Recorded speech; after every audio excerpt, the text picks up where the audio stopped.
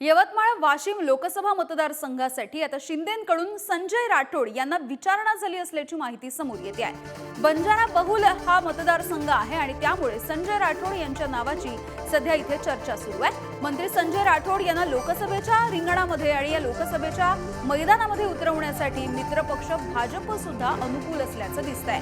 त्यामुळे ही मोठी बातमी आपण बघतोय। संजय राठोड यांना यवतमाळ वाशिम या लोकसभा मतदारसंघासाठी विचारणा झालेली आहे।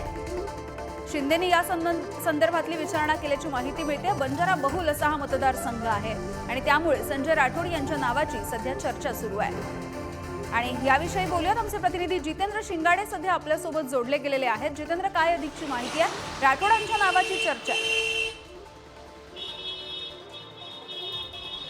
यामिनी ज्याप्रमाणे आपण पाहिलेलं आहे की गेल्या 5 वेळच्या खासदार आहेत भावना गवळी आणि या 5 वेळच्या खासदार असलेल्या भावना गवळीच्या ट्रस्टवर गेल्याच आठवड्यात आयकराची नोटीस पाठवण्यात आली होती आणि त्यानंतर खातं सीज करण्यात आलेलं आहे। हा एक क्लिअर संकेत मानता येईल भावना गवळी यांच्यासाठी। दुसरं असं की काही सर्वे झालेले आहेत आणि 2 सर्वेमध्ये जे आहेत ते बंजारा समाजाचा बहुल भाग आहे तो आणि त्यामध्ये संजय राठोड यांचंच नाव आघाडीवर असल्याचं समोर आलेलं आहे आणि ही जी जागा आहे ही शिंदे गटाकडे आहे। अगोदर ती शिवसेनेची एकत्रित शिवसेना होती त्याकडे, नंतर शिवसेनेच्या शिंदे गटाकडे भावना गवळी गेल्या, त्यामुळे शिंदे गटाकडे जागा आहे। त्यामुळे नॅचरल जो दावा आहे तो शिंदे गटाचा आहे आणि या सर्वेमध्ये संजय राठोड हे समोर असल्याचं दिसून येत आहे आणि त्यामुळे संजय राठोड यांच्याकडे विचारणा देखील झालेली आहे। जर तिकीट द्यायचं झालं तर संजय राठोड यांना देण्यात यावं का अशी विचारणा करण्यात आलेली आहे। वरिष्ठ स्तरावर तसा विचारही सुरू आहे। महत्त्वाचं म्हणजे बंजारा समाज मोठ्या प्रमाणात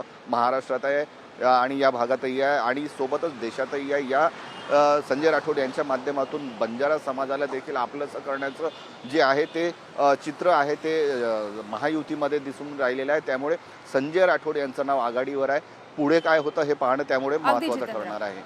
धन्यवाद जितेंद्र या सगळ्या सविस्तर माहितीसाठी।